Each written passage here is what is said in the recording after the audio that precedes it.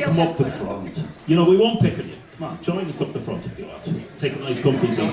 So, apologies for the delay in schedule, but we're a little bit behind time. Thank you, Tara. Yeah. So, we are going to have a Q&A now with Conor McMahon, who is an established film director. Give him a round of applause.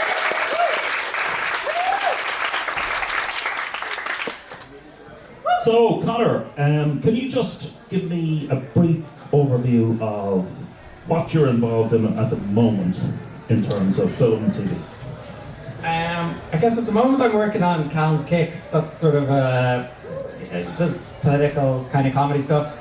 Then I just try, I suppose I've learned to juggle as many things as possible because I've realised over the years how many things don't happen or don't get done, you know? So I guess I try to collaborate with other writers so you can kind of keep things juggling. So I kind of work a bit in comedy for TV, horror comedies for films, straight horrors, comedies, a bit of, yeah. It's always a comedy or horror or a combination of the two, you know? So yeah, that's what I'm up to. And yeah, for those outside of Ireland, Callum's Kicks is kind of political satire, which is something we've had it's a long history of in Ireland. We've had Scrap Saturday, you know, many years ago, and it's a long tradition. So Callum's Kicks is following that on. And what's your role there? Are you script writing? Are you editing? Are you doing the whole lot? Yeah, on that I'm just editing. I wouldn't like. I'm just not a political nerd. Like those guys are like nerd. I've never seen nerds who are like know everything about politics, and they're making jokes about like, you know, the Taoiseach did. So that's like I have no idea. Like, so I'm just editing, and sometimes I direct sketches, but if they'll be the less political ones, you know. But I've worked with those same guys. Like we did Republic of Telly for like 5 or 6 years back in the day. And that's where I kind of learned a lot of sort of the comedy writing skills or directing comedy. And so that was great because I can remember my first day in RT and I'd been asked, you know, write a comedy script and you know, it'd be like, hey, how's it go? And I might write a joke here and then there'd be other dialogue and a joke down here and the producer would come along with his red pen and anything that wasn't a joke he'd cross out and then just cram it all together. Efficiency. And I suddenly realised how many jokes you could cram in and how many you had to kind of hold an audience attention. Because sometimes a lot of people would send us in scripts and they'd be kind of done like jokes, you know, where it's long with a punchline at the end and there's just like 2 or 3 pages of no jokes.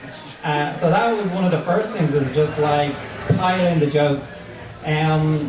The second was like, I never realised this was directing, but it was like, because sometimes I wouldn't even feel like I'm directing, I'd just be like enjoying the person's performance, and I'd be sometimes just cracking up and ruining the takes because I was laughing so much.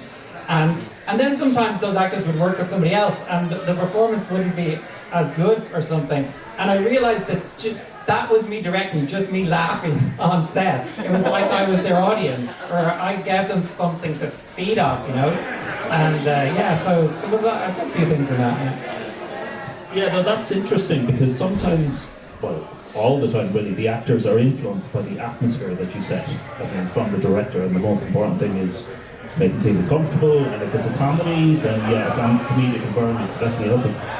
One of the things that's unique about you from your CV is that, you know, some people are involved in directing, some people are involved in writing, editing. You do the full 9 yards, all the way from the script development to the writing, directing, all the way through to the editing. So, how did that happen? Was that by accident or by design? Did you just decide, look, I want to have an overview of everything, or is it just... I think that just came from when I was a kid, like a teenager. We just no one else was interested in doing any of that, like, you know. So and my early films, there was no even editing systems. Like we used to edit in camera, like, so we just pause and get the next shot lined up and then hit record. So I kind of didn't realise that that's what I was doing, you know. And so yeah, and I always found that you only really learn about the previous part in the chain when you do the next part. So it's kind of like you don't really know what you know, you can hear all these lessons about this and that, but it's like, it's only when you're in the edit you realise why you need certain shots, and why people are saying, give me that shot, or I need that close-up. So, and it's only when you're directing you realise the importance of the script, you know? So it's sort of good to do whatever area you're interested in, do the area after it as well, and then you understand your position, you know?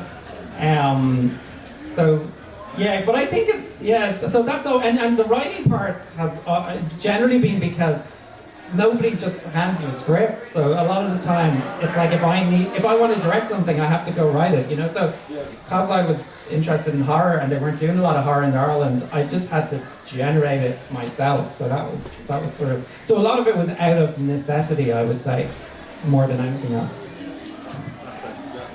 Yeah, so, and look, if anybody wants to come in with a question, shout, by all means. We want to make it as interactive as possible. The next question I'm going to Nick from Aurora, actually, who suggested it earlier, and it's a very good one. It goes back to the very start. What was it when you were younger that prompted you to get into all of this? What sparked you to get interested in making films?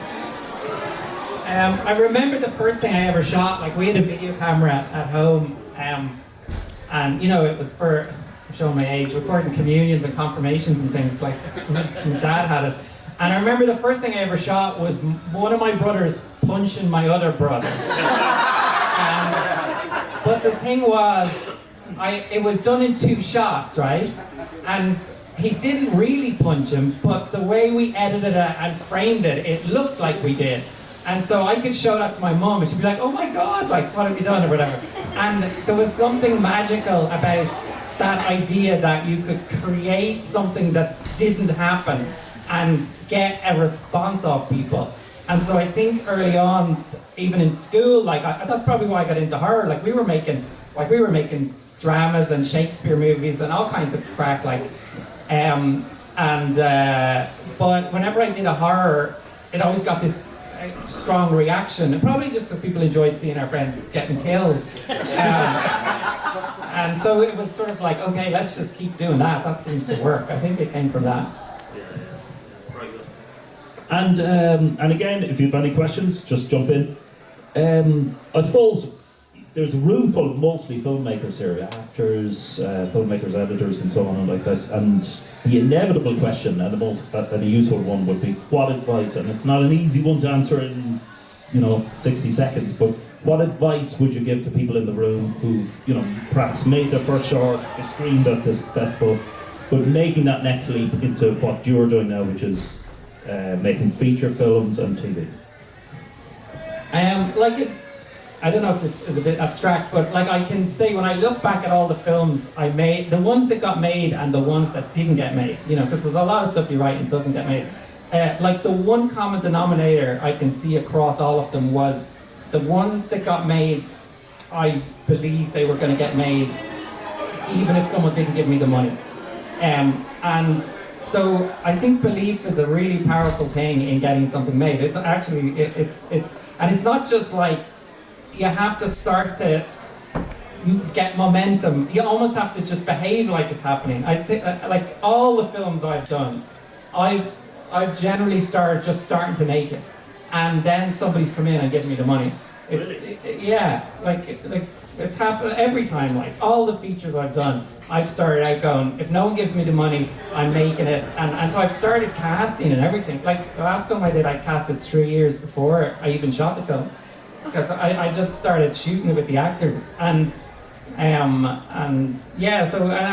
one, and see what happens is, like I was shooting this film and it was set in a bog in a farmhouse, and I was like, okay, I'm just going to make it, and the next day I was chatting to 2 friends, and one of the guys said, oh, I own a bog, and I was like, it's like great, and I was like, I need a farmhouse. He goes, oh, I know, I have one of them as well. Like weird magic happens, but once you just commit to doing it, then the weird shit happens. And it's like the film got, like even the last film I did, me and DP said, let's just drive around and see if we can find a house. Like madness. And like, we just started driving around Dublin, and we just started, oh, that house looks nice, and we got out. And I had just met a guy, actually at Film Network Ireland, the day before. And he just walked along and walked into one of the houses. And I was like, hey! So, I can't explain that, but that's the magic. That's the secret, I think. Serendipity, I think, is that the word for it? Possibly. But that is fantastic. So really, or it's the power of belief, really, or the law of attraction, all that kind of stuff. Your big film was Let the Wrong One In 3 years ago, and you had a huge cinema release and everything like that, and it seemed to be very successful. Again, take us through where was the concept from it, and how did you... So you got the funding after you started making? Yeah, well, I shot a promo for it. Like, actually, because basically, it started out, I wrote the script, and there was two brothers it started with two friends, and I was casting for agent. I found one guy, and I couldn't find the other guy. And then, just by mistake, some kid came in, and I was like, well, we can't send him away, just bring him into the audition. And he was perfect.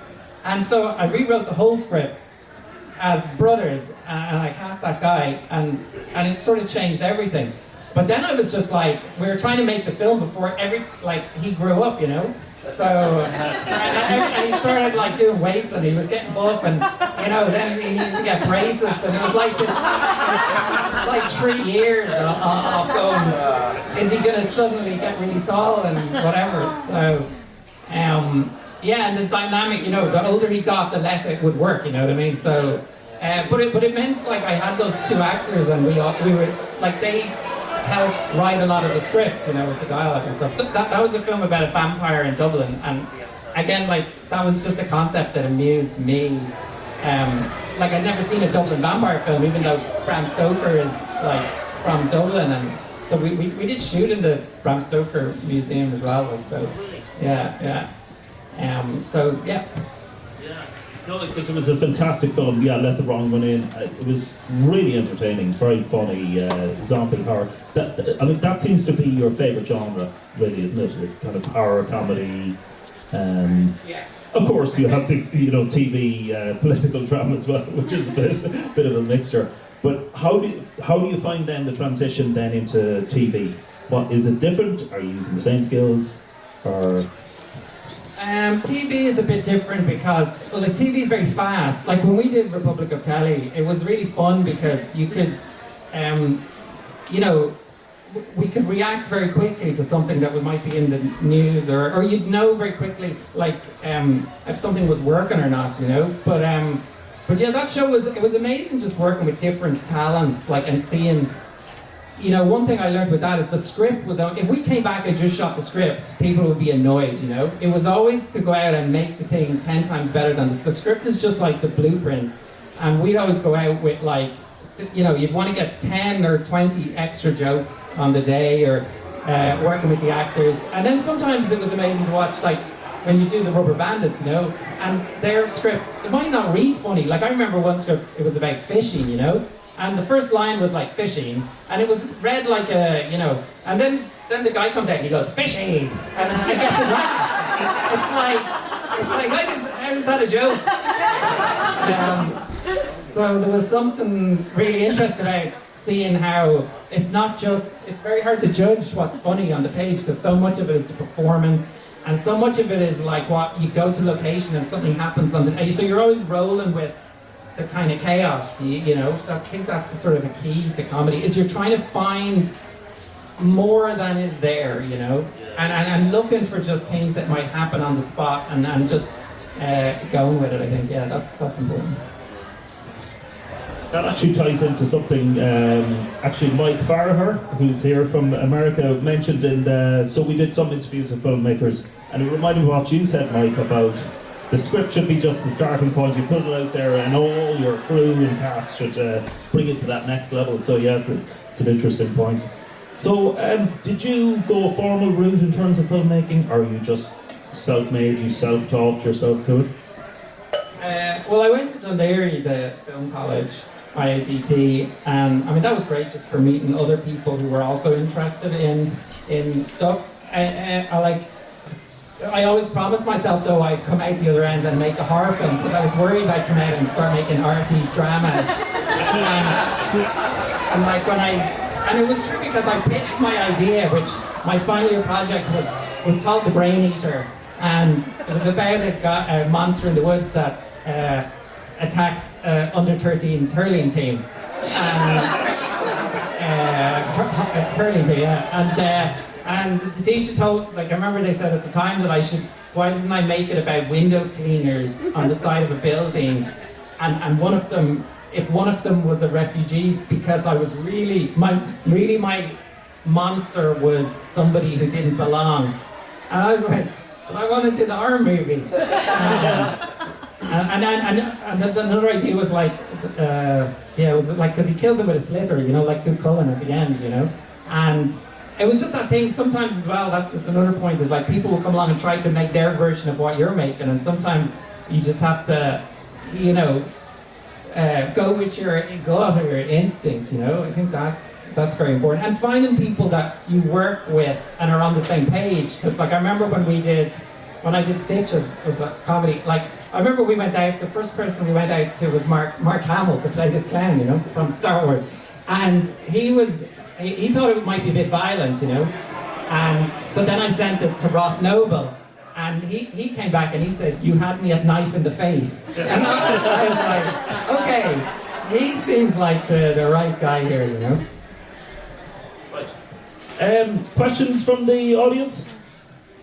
Mike. I have to ask you with the t-shirt. Favorite movie Batman, first of all. We'll get that out of the way. 1989, Michael Keaton. Yeah. And I think the latest Flash movie was the best Batman movie, really, when you think about it. I was very inspired by what you said about just serendipity and that sort of happened, but one of the things you said was that you couldn't find a script, you'd write one yourself. So what's the process for a writer to get somebody like you a script? Because I've got tons of it. Oh, I can give you my email. There you go. That's probably the easiest. We'll talk. But it just in general too, is there sort of a, because there's some filmmaking websites where it's like, hey, upload your trailer and, you know, we can go on and we can do a summary, and for $100 filmmakers are going to see this summary, and it seems like a bit of a scam. Yeah, well, there's one or two that are good, like I think it's Shore Scripts or Coverfly, I think are very good. Like I would go on them and look for scripts. But I do think you can send people stuff or go through their agents or go, like if someone sends me a script, like I'll be tempted, like I'll read the first page or two at least, like. But again, it's not like, I mean, I would love for someone to send me a script that I read. It's just like, you know, does it click? Like that's the hard part. It might be good, but it just mightn't be the right thing, you know. Yeah. So yeah. Thank you. Any other questions from the audience? I have a question. No. You say when you started making films, and then people give you money. How does that work? That was going to be my next question, because yeah, that sounds like some sort of wizardry. I'm really enjoying this answer.